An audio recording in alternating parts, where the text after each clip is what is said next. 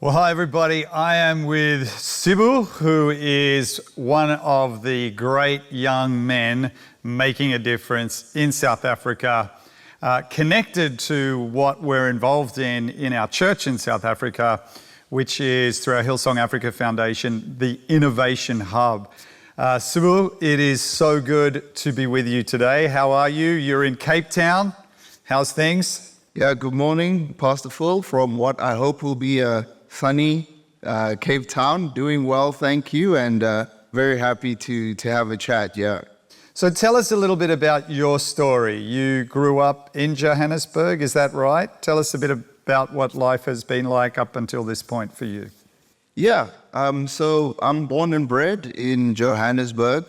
I've lived there for most of my life, except 18 months or so I spent in the Western Cape. I really grew up around the church.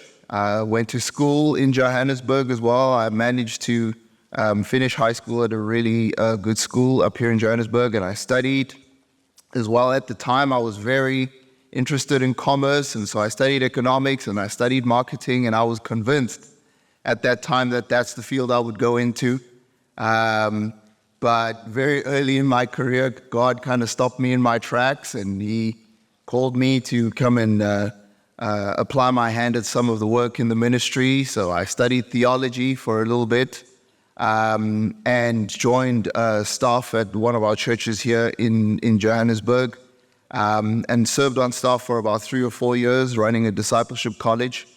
And then as that season kind of came to a close, I moved. That was when the move to Cape Town happened, when I joined a Christian NGO here in Cape Town. And my family and I started attending Hillsong Church when we were here. And so we were there for a season.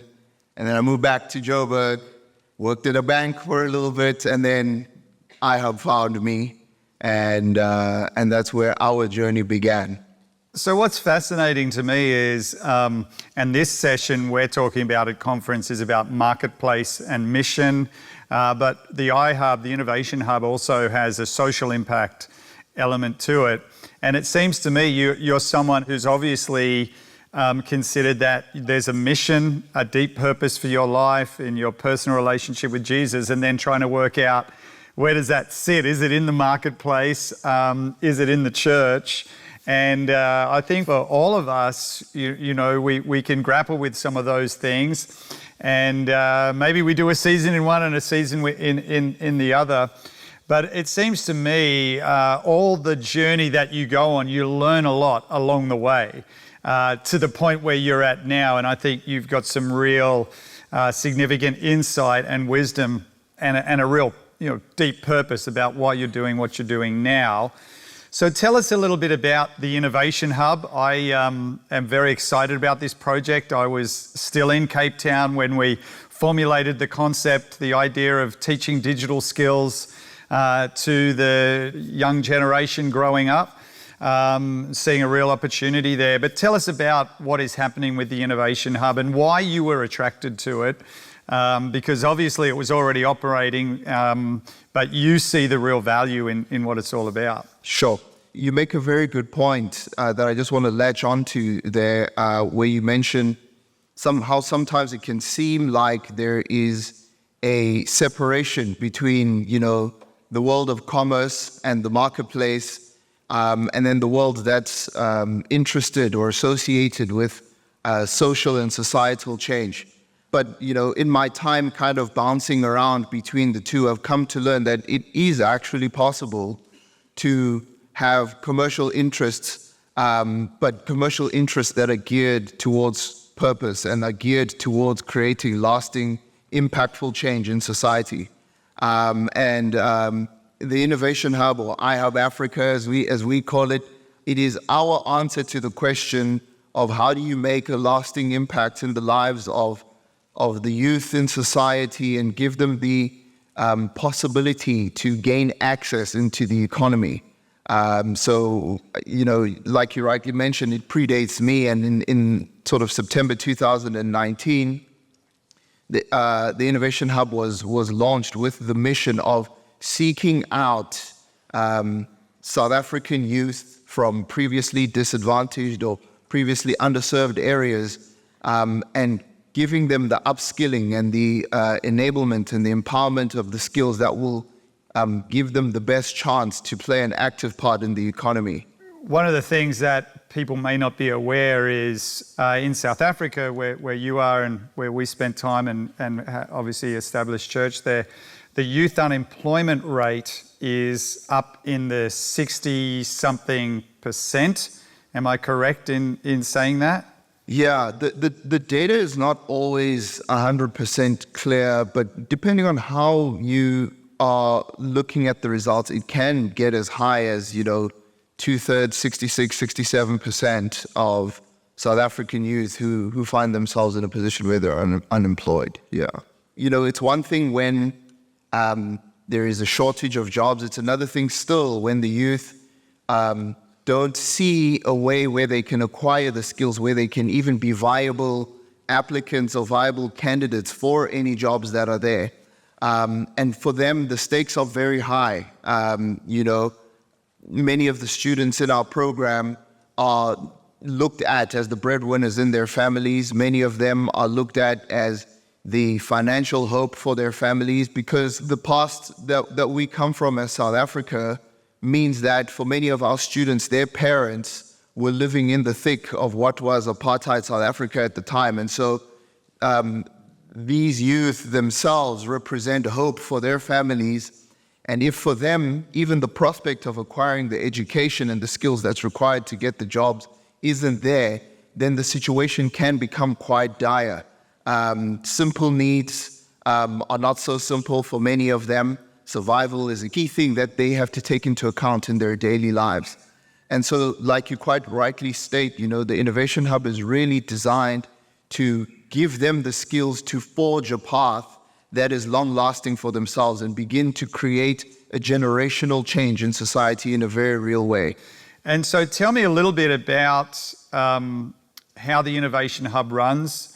How many young people are there in the program, and what the goals of it are?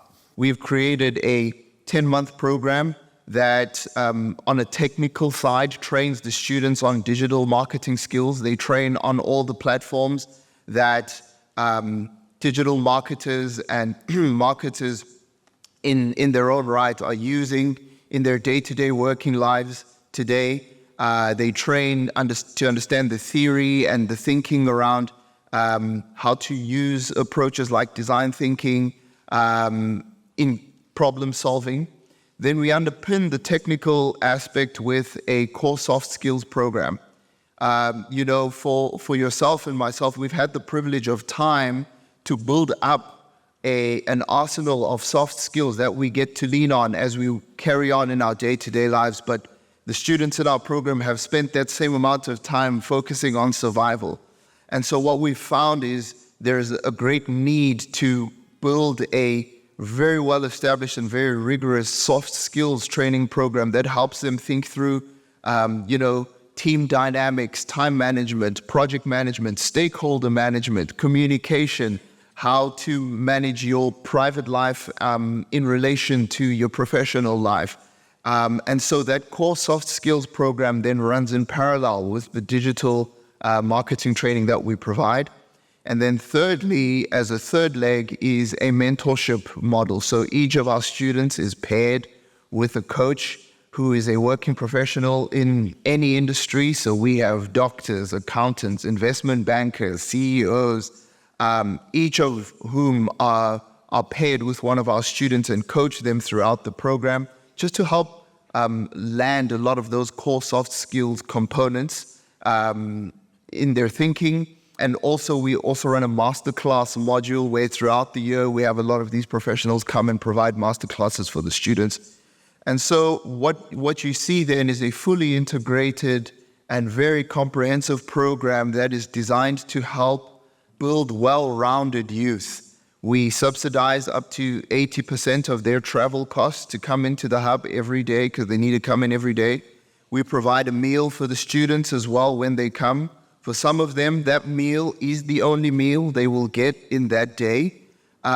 but the idea is to try and create an environment of safety for them first, because when they feel safe, then a lot of we try to bring down a lot of those barriers that are necessary for survival so that learning can happen. We also have a registered social worker in our facility as well, and our students set up appointments and have sessions with our student support department there, all geared towards trying to create an environment that is as conducive as possible for the student, considering the demography from which they come. And so what we are finding then is, as these students then are placed in digital marketing agencies and in corporate areas, a lot of these students are able to stand side to side with many of their counterparts in the space, and in some instances even reflect an emotional quotient or an emotional intelligence that is above some of the students who have had far more prestigious education, and really are able to hit the ground running in terms of building a career future for themselves. So how many young people do you have at the moment? Sure. This year we have 56 students who entered our program, all in the surrounding area, or all who made a commitment to be within the surrounding area, some of whom come from far-flung areas. Can I just pause you there for one moment? So you've got 56 students in Johannesburg. How many applications did you have to get to that 56? We had about 2,900 students who entered our intake process at the top of the funnel. There is no shortage of youth who are desiring to change the trajectory of their lives. Mind you, 56 this year is the largest cohort we've had since we began IHub. So we are very encouraged and very grateful that we get to grow from strength to strength every year. But one would hope that with a need so vast that we'd be able to do a little bit more. Yeah, and I think that the model that we're now working with potentially can be replicated around the country, and I think potentially in other developing nations. That's what excites me also. Tell me about some of the success stories that have come out of what has happened with these students who've gone through the Innovation Hub program over the 10 months. Yeah, we're really encouraged to see the results that we're seeing. So in our student populace, of the students that we graduate, if you look year on year, we achieve sort of a 90 to 98% closed loop ratio. So a closed loop for us is a student who either finds themselves employed, becomes an entrepreneur, or has the opportunity to further their training. And so, that we're able to see in a 10-month period, 98, in some years we even have 100% of our students finding employment, finding access to the economy. A lot of these conversion rates are higher than many of the most prestigious education institutions in the country. So that just tells us that the work that we're doing in training these students is bearing fruit, that the students are able to be contributors into the economy. They add value into the teams that they join, into the marketing agencies that they join. We receive feedback from the placement partners within our network that tell us just how well our students are doing, just how well adjusted they are. In many instances, some of the placement partners ask us about opportunities to provide the soft skills training we do for our students to their staff cohort, because of how rigorous it is. We really leave no stone unturned, and the fruit is being borne out. We see it year on year. It's a miracle that we see every year. And some of those would also be getting jobs and contracts with overseas companies. They could still be based in South Africa. Is that the case? I know it has been in the past. Yes, 100% correct. Digital marketing is a field that is a global field. And our students, like I mentioned, by the end of the program, are able to work much like any other digital marketer does, some of whom enter the gig economy and work as freelancers, some of whom work remotely for agencies in other parts of the world. So yeah, their opportunity and their ability to conduct themselves and to add value to a team globally absolutely is there. And what would be great is to understand, just as we conclude, how much does it cost to run this program? What would your costs be? It's a very simple calculation for us. So it costs us 100,000 Rand per student to go through this program. So 100,000 Rand would be about 9,000, 8 or 9,000 Aussie dollars. Yes, I take your word for it. That sounds about right. Yeah, so that's our cost per student. So then you can extrapolate with the cohort of 56. That's, the better part of 6 million Rand that it costs us this year. And we're trusting that next year we'll be able to do more. The opportunity and the potential for growth is endless. We have our sights set on opening an additional hub in South Africa next year. We are contemplating the possibility of introducing other technical streams like web development, just to help bolster from a technical side some of the opportunities that we're training these youth for. What I think would be great is to understand, if you think about that individual 100,000 Rand or 8 to 9,000 Aussie dollars, that investment, what that generates. That's literally, that young person generates for the economy, for their family, for their future. I mean, there's millions of rands that will be able to be generated through the upskilling of that individual for their benefit, their family, their future, their community. So that investment is to me, you're investing in people, which are ultimately the greatest resource of any country. Doesn't matter what natural resource the country has, it's the people that are its greatest resource. And so investing into these young people in particular who have the energy, who have the passion, who have the fire, and they just need, many of them, they have the potential, they just need the opportunity. And so I love that this is providing that opportunity for them. Any one particular story as we conclude, Sabu, that has been really, encouraging, or, why you keep doing this? What is it that motivates you? Yeah, look, for me, I think it really is the miracle that we see at the end of the year in December during graduation time. That for me is what really helps to ground what it is that we see. And as we start seeing, many of our students form groups on WhatsApp, and at the end of the year after graduation, they start sharing with each other then all these job opportunities and the job openings that are there, and we start helping them craft a lot of what is the framework of their LinkedIn profiles and their resumes. And as you start hearing all of these students say, hey, I managed to get an internship here, and 3 of us have started to get a job here, I can tell you that, from our cohort from last year, they applied as part of a larger pool at one of our local digital marketing agencies. There was a pool of about 30 to 40 potential applicants for 3 slots that were available.